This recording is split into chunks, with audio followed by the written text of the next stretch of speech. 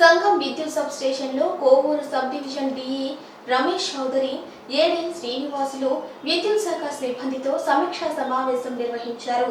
రాబోయే వర్షాల నేపథ్యంలో తీసుకోవాల్సిన జాగ్రత్తలపై వారికి పలు సూచనలు చేశారు. వర్షాకాలంలో ప్రమాదాలు నివారణకు గట్టి చర్యలు తీసుకోవాలని సూచించారు.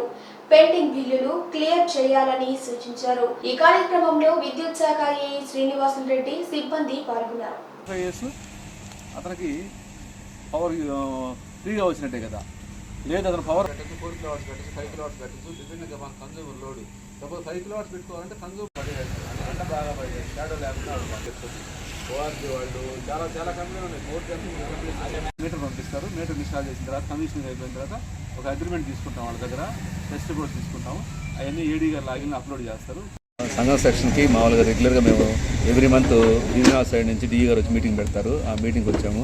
దీంట్లో టెక్నికల్ పారామీటర్స్ అంటే 33 kV interruptions, 11 kV interruptions, transformer failures, దాంతోపాటు యాక్సిడెంట్స్ అంటే ఈ రైనీ సీజన్లో యాక్సిడెంట్స్ అవుతూ ఉంటాయి కదా, ఈ యాక్సిడెంట్స్ మినిమైజ్ చేయడానికి మేమేం చేయాలి. ఇది కాకుండా ప్రధానమంత్రి పిఎం సూర్య గారు కొత్త స్కీమ్ వచ్చింది. ఆ కొత్త స్కీమే మనం కన్జ్యూమర్స్ని సోలార్ అంటే సూర్య గారు అంటే మామూలుగా సోలార్ సిస్టము కన్జ్యూమర్స్ని 300 యూనిట్స్ పైన ఉండేవాడిని, 300 యూనిట్స్ లోపల ఉండేవాడిని ఎట్లా కన్జ్యూమర్స్ని ఎక్కువ మందిని ఇన్వాల్వ్ చేయడానికి స్టాఫ్ ఎట్లా యాక్టివ్గా పార్టిసిపేట్ చేయాలి, ఇవన్నీ డిస్కస్ చేయడం జరిగింది.